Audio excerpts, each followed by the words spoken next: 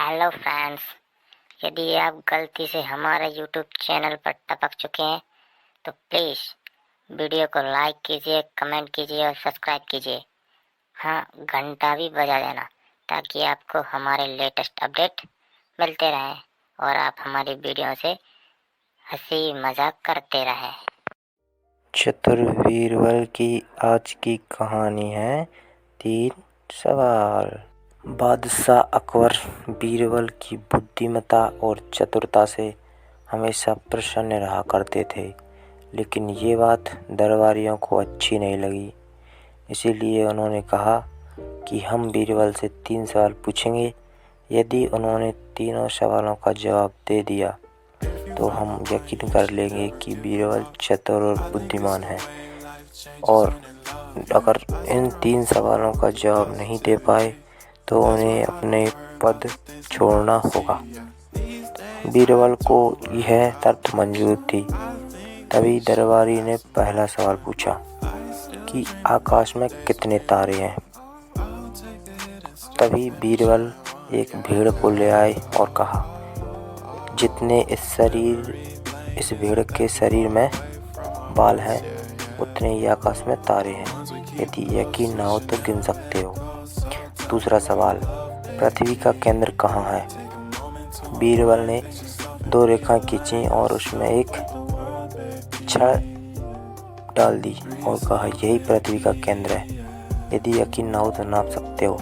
तीसरा सवाल, इस संसार में कितने महिला और कितने पुरुष हैं। बीरबल ने बड़े ही शांति से कहा, इस सवाल का जवाब देना थोड़ा मुश्किल है, क्योंकि ये पता नहीं हमारे दरबारी महिला हैं या पुरुष। यदि इनको मार दिया जाए तो इस सवाल का जवाब मिल सकता है। बीरबल के इन सवालों का जवाब सुनकर जहाँपना बहुत प्रसन्न हुए और उन्होंने उन्हें गिफ्ट में पुरस्कार के रूप में इनाम दिया। इस कहानी से हमें क्या शिक्षा मिलती है कि हमें हमेशा धैर्य से काम लेना चाहिए और ऐसा कोई सवाल नहीं जिसका कोई जवाब ना हो। बादशाह अकबर बीरबल की बुद्धिमत्ता और चतुरता से हमेशा प्रसन्न रहा करते थे, लेकिन ये बात दरबारियों को अच्छी नहीं लगी। इसीलिए उन्होंने कहा कि हम बीरबल से 3 सवाल पूछेंगे। यदि उन्होंने तीनों सवालों का जवाब दे दिया तो हम यकीन कर लेंगे कि बीरबल चतुर और बुद्धिमान है, और अगर इन 3 सवालों का जवाब नहीं दे पाए तो उन्हें अपने पद छोड़ना होगा। बीरबल को यह शर्त मंजूर थी।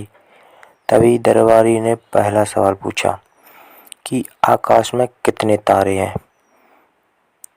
तभी बीरबल एक भेड़ को ले आए और कहा, जितने इस भेड़ के शरीर में बाल हैं उतने ही आकाश में तारे हैं। यदि यकीन ना हो तो गिन सकते हो। दूसरा सवाल, पृथ्वी का केंद्र कहाँ है। बीरबल ने 2 रेखाएं खींची और उसमें एक छड़ डाल दी और कहा, यही पृथ्वी का केंद्र है। यदि यकीन ना हो तो नाप सकते हो। तीसरा सवाल, इस संसार में कितने महिला और कितने पुरुष हैं। बीरबल ने बड़े ही शांति से कहा, इस सवाल का जवाब देना थोड़ा मुश्किल है, क्योंकि ये पता नहीं हमारे दरबारी महिला हैं या पुरुष। यदि इनको मार दिया जाए तो इस सवाल का जवाब मिल सकता है। बीरबल के इन सवालों का जवाब सुनकर जहाँपना बहुत प्रसन्न हुए और उन्होंने उन्हें गिफ्ट में पुरस्कार के रूप में इनाम दिया। इस कहानी से हमें क्या शिक्षा मिलती है कि हमें हमेशा धैर्य से काम लेना चाहिए और ऐसा कोई सवाल नहीं जिसका कोई जवाब ना हो।